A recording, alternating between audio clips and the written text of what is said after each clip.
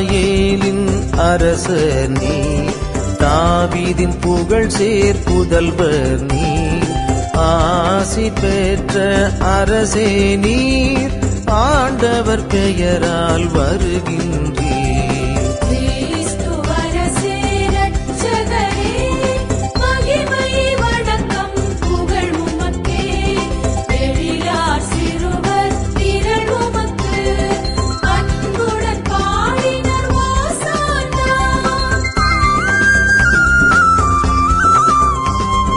வானோர் அணிகள் அத்தனையும் உன்னதங்களிலே உமை புகழ, அழிவுறும் மனிதரும் படைப்புகளும் யாவும் ஒன்றாய் புகழ்ந்திடுமே.